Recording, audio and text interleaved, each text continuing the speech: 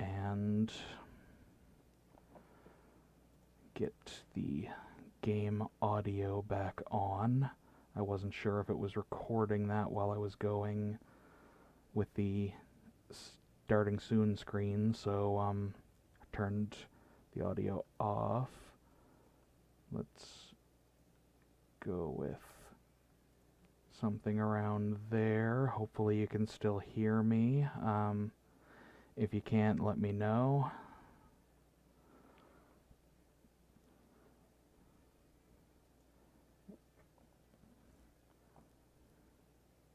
And I have already played this before, not on stream, but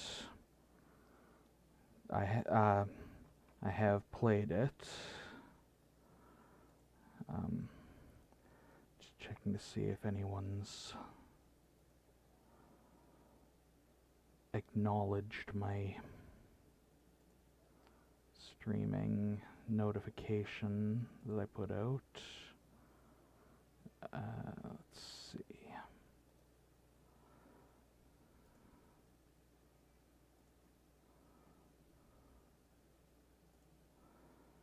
Yeah. Okay, I'm just gonna start anyway. I also have this Monster Camp, but I figured I'd start from the, well, it's not really a beginning, middle, and end sort of. Is my mouse being... Oh, my Twitch app on my phone is frozen. Let's restart that.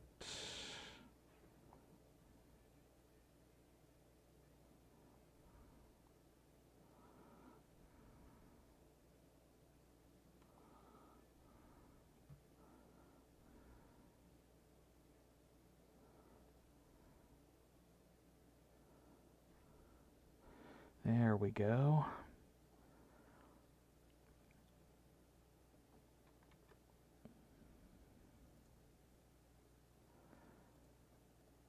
Okay. And in we go. Okay, since no one has... Well, since one person seems to be in my chat and isn't interacting, I'll wait a couple moments and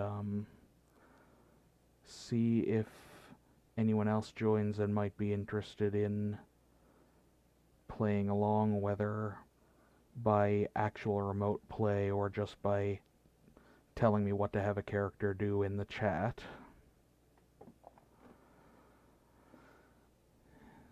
And if no one seems to be interested in that, I'll just go single one player and go from there. If anyone is interested in having some audience participation going, then I'll set that up, go with the appropriate number of players, and figure it out.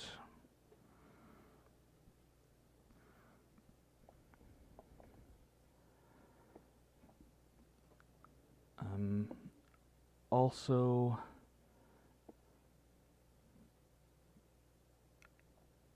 I'm not sure if I'm gonna be doing what most of the other Monster Prom and Camp YouTubers and streamers that I've seen have been doing, i.e. providing voices for the narrator and the characters. I may not. I may for some characters and not for others. It all comes down to my anxiety and the if I think my voice can do the voice I hear in my head for the character justice.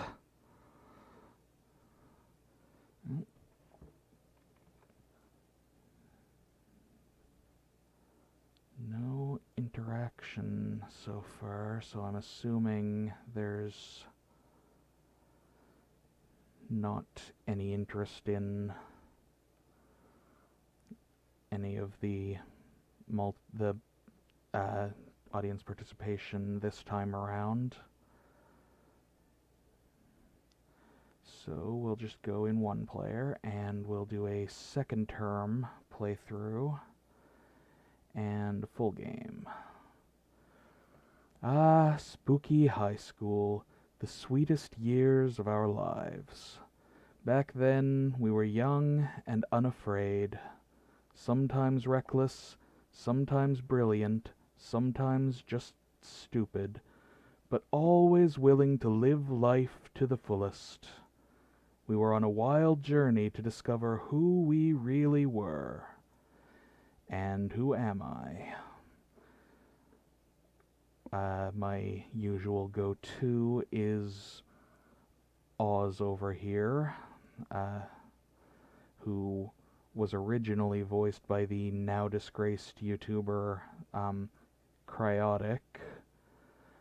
I can't remember who replaced him, if it was Octopimp or if it was someone else. I'm pretty sure that Octo is involved in the game somehow. I know that he's probably my favorite of Jesse Cox's little group of YouTubers, streamers, and so on that he gets together every so often to play this, aside from Jesse himself.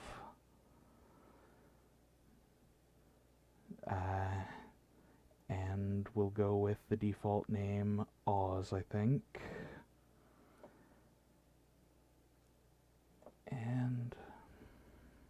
And we had yet to experience its ultimate challenge, the Monster Prom.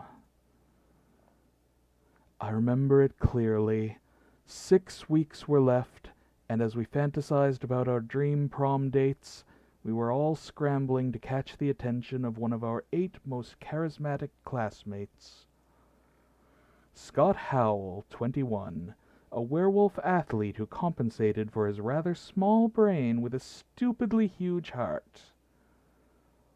Miranda Vanderbilt, 19, a sweet mermaid princess who was as cute as she was genocidal. Polly Geist, 22, a party ghost with an insatiable hunger for all the wrong things. Damien LeVay, 21, a fearless demon with a taste for destruction and a love of fire. Liam de Lioncourt, 400 and something, a hipster vampire whose standoffish demeanor hid the fact that he was truly a lovable dork. Zoe, forever, an eldritch cutie who went from endless deity of the dark realms to ultimate fangirl. Calculester Hewlett-Packard, version 1.0, a library computer who had become a sentient robot ready to experience life to its fullest. And Vera Oberlin, 23, a mean, self-made Gorgon with a merciless sense of business. It was clear it had to be one of them. But who? We only had 6 weeks to choose our prom date, and even more daunting, we only had 6 weeks to woo them and conquer their heart. But as I already said, we were young and unafraid, and we were ready to start. Welcome to Monster Prom's stupidest pop quiz ever! All minds are rotten, but they are rotten in so many different ways. Worry no more, we're now using our PhD in bullshit to diagnose which kind of deviant sicko you are. Monster Prom's stupidest pop quiz ever, TM, will throw a bunch of absurd questions at you and turn your answers into your character's stats. This way, each of you will start by having stats that better reflect your true selves. Well, there's only me, so let's start. What would the coolest prize you could find in a box of cereal? The phone number of that sexy tiger on the front of the box. He's so passionate about breakfast and health that he's surely also a great lover. A sample of a more nutritious breakfast option, so people are encouraged to stop eating that colorful crap. A tiny piece of sharp metal, so every scoop will be full of thrill and danger. Yeah. Boldness, nice. If you had to have sex with an animal, which animal would it be? No one can... I should probably see if there's a way to set my stream to, like... what's the word I'm looking for? Like... not age restricted per se, but... no, it doesn't look like there's a setting for that.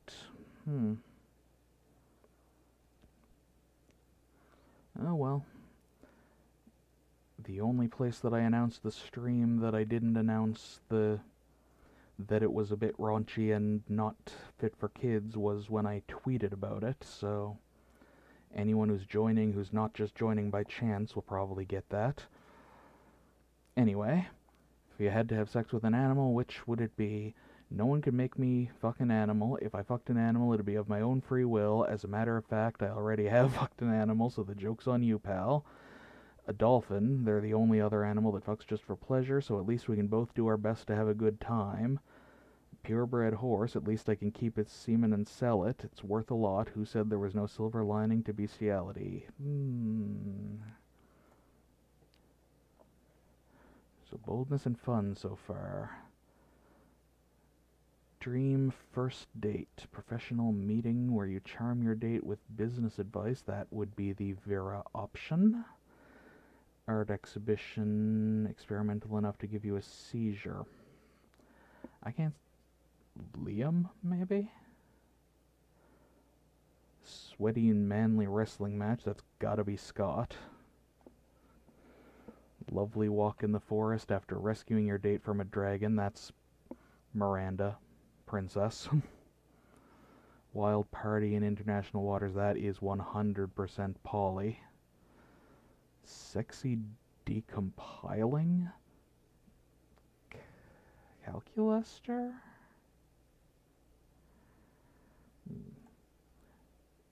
Hey, I analyzed those pretty well. The world will end tomorrow. What will you do today?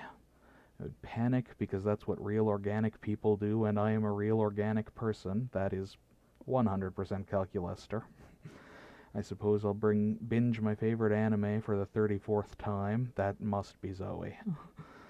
I'll finish my novel. Whoever comes after the end should know my legacy. Liam? Nobody ends the world but me. I'll end the world today. That's got to be Damien. 100 push-ups. No, 200 push-ups. That must be Scott. It's okay. We invented the apocalypse to take care of the overpopulation of commoners. That is Miranda. 1000%. Yeah, I analyzed those ones great too. I guess I'm getting to know the characters. How many times have I played this? Gee.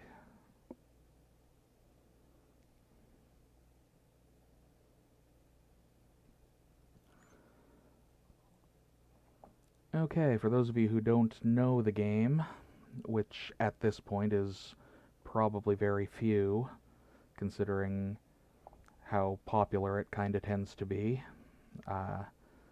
there are 6 places to go, 6 stats. Each place on the map corresponds to one of those stats. You either gain or risk losing the stat by going to the place, which right now I am low on charm, so that would be the gym. That day, an epic dodgeball match takes place. Everything seems lost, but you deliver an inspirational speech that fuels your team's spirit, leading to a spectacular comeback. You're clearly a natural-born leader. Actually, I misspoke. You just gain the stat, and then you risk losing or potentially gaining other stats. I haven't played this in a bit, I guess. You gain +2 charm. Meanwhile, Zoe seems to have trapped Polly in some sort of eldritch binding circle. This should be good. Yeah, I'm not good at female voices, unless I'm pitch bending, as I demonstrate on my YouTube with a trailer for a thing that I'm working on for No Man's Sky, which I may show off on a future stream. So I'm just gonna read these lines. No, yeah, I'll just read them. I won't put any voice on them. Tell me, tell me, tell me, tell me, tell me. Girl, where is your chill? I already told you like a million times how I died. Yeah, but each time you told me something different. Tried to fuck a toaster, suffocated by good booty, gun salad. I've heard them all. But what's the truth, Polly, huh? Huh? It's none of your business. No, but it is my hobby, and hobbies matter, Polly. Plus, the fans have a right to know. Fans have a right to leave me the hell alone. Secrets are sexy. If secrets are so sexy, then how come God invented online encyclopedia? What? You're a god. You know that's not true. Now let me out of this binding circle. I've got haunted math next period. Sure, I'll let you out, if you tell me how you really died. Polly gives you a pleading look. Zoe gives you an excited look. As usual, it's up to you to figure out who to help. Ageless eldritch deity or party ghost? Ageless eldritch deity who happens to have a lot of similar interests to me, such as fandom in general, anime, video games, or party ghost who's just plain fun.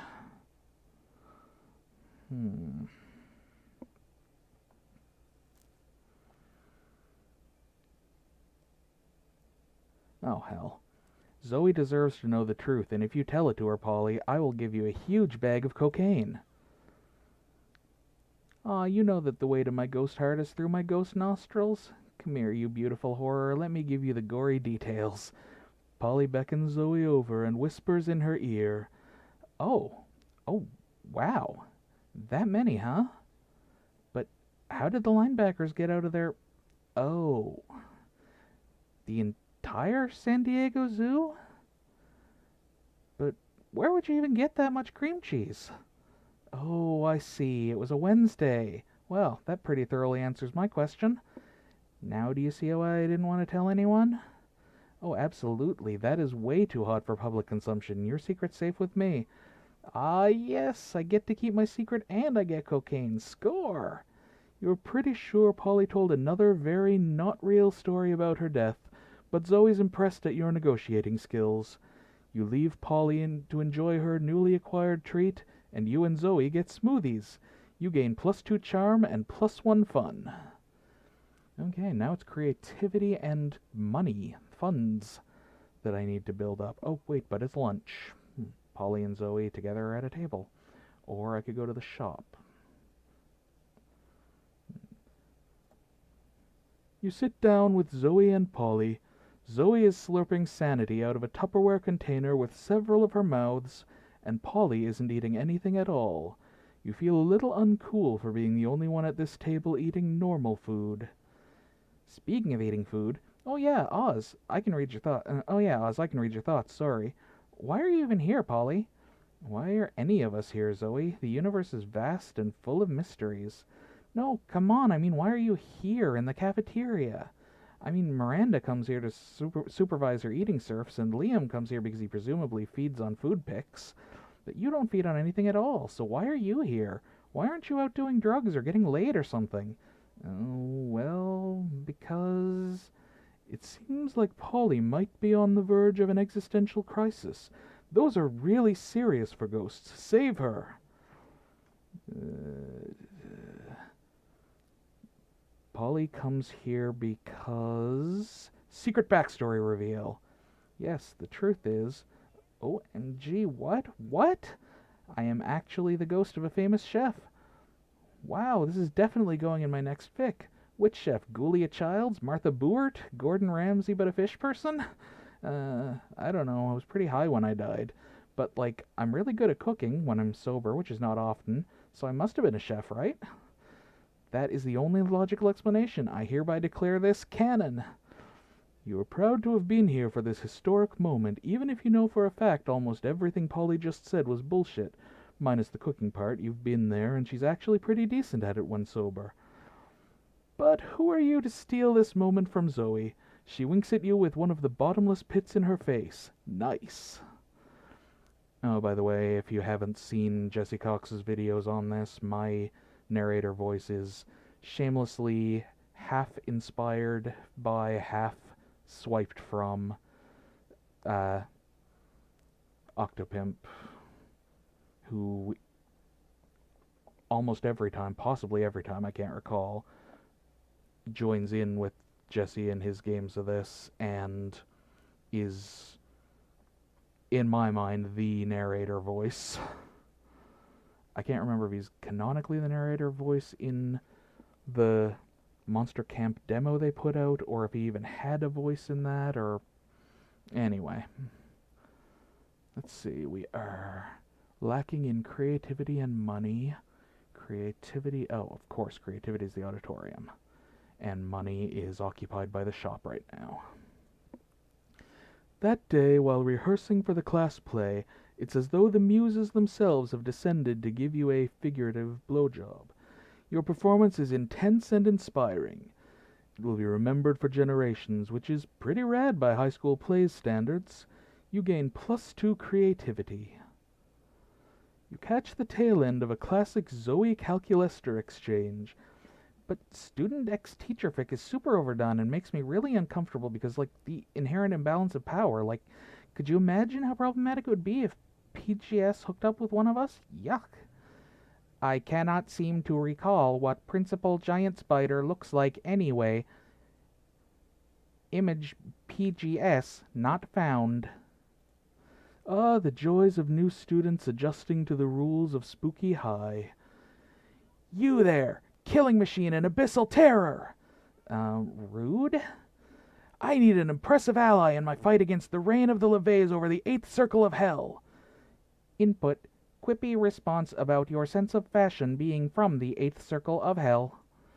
I have no need for your robo-criticisms. What I need is the power of a being beyond the average monster to aid in my glorious and righteously justified takeover. No thanks, I'd rather just write a steamy fanfiction in which you and Damien are a crack ship who hate sex just to annoy you for annoying us. We need to act now while King and King LeVay are distracted by throwing an admittedly adorable theme brunch. I'm not leaving without one of you with me. Holy shit, she really means it. Time to help one of your classmates out. Guess you better decide which one you don't like. School is full of tough choices.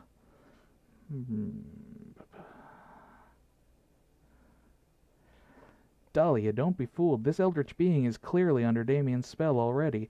Look at these pictures she drew of Damien shirtless. She's a LeVay sympathizer. Or... No, calling this robot a killing machine is inaccurate. A real killing machine would be a tank, and he's not a tank, so he's worthless. Go look for a tank. What? She's drawn hundreds of these! Yes, I have. Girl Damien from Spookette High, Pirate Damien from Spooky High Seas, Dr. Damien from Spooky ICU.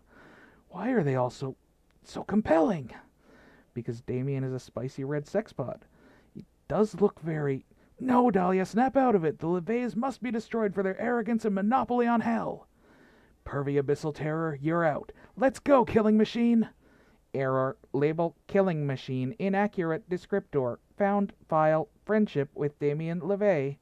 Seriously? With the amount of violence and arson he commits, you would think someone in this school would be willing to betray his family. And when I find such a student, woe to the wicked! The wicked in this case being the reign of the LeVays. Thank goodness she's gone. Now we can start on that Dahlia fic. What do you think, Oz? Damian or Dahlia as their ship name? Those definitely just look like misspellings of their actual names. But rather than tell Zoe that,